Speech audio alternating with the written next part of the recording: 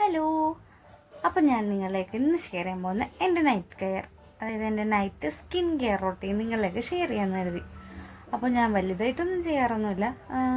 Moisturiser, sunscreen, പിന്നെ നമ്മുടെ ഐബ്രോയും കൂടെ ജസ്റ്റ് ഫില്ല് ചെയ്ത് കൊടുക്കുക. അത് ഞാൻ പണ്ടോട്ടെ ഫില്ല് ചെയ്യണം കേട്ടോ. ഐബ്രോ ഒക്കെ ഞാൻ എഴുതി കൊടുക്കാറുണ്ട്.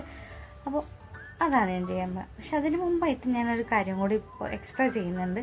ചില ടൈമിൽ എൻ്റെ സ്കിന്നിന് എനിക്ക് ഡള്ളായി തോന്നുന്നു എന്നൊക്കെ തോന്നുമ്പോൾ ഞാൻ നോർമലി മോർണിംഗ് ആണ് ചെയ്യാറ്. മോർണിംഗ് ചെയ്യണ കുറച്ചും കൂടെ ബെറ്റർ ആയിരിക്കും.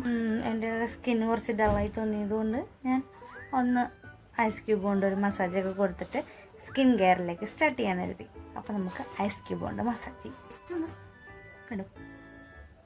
ഇനി നമുക്കിതൊക്കെ ഒന്ന് തുടച്ചിട്ട് നമ്മുടെ സ്കിൻ കെയറിലേക്ക് സ്റ്റാർട്ട് ചെയ്യും. ഞാൻ മോയ്സ്ചറൈസർ അപ്ലൈ ചെയ്യാനത് തീരാറായി. വേറെ മേടിക്കണം. ജസ്റ്റ്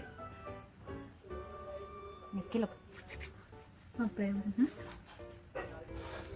ഫേസിൽ അപ്ലൈ ചെയ്ത് കൊടുത്തു. ഇനി ചെറുതായിട്ട് ഞാൻ നമ്മുടെ സൺസ്ക്രീൻ ഇട്ട് കൊടുക്കാറുണ്ട് കേട്ടോ.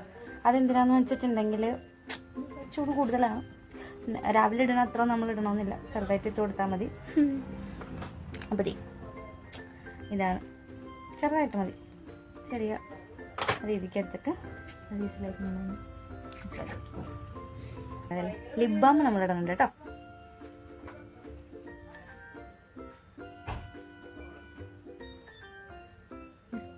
ലിപ് ബാം ഇട്ടു.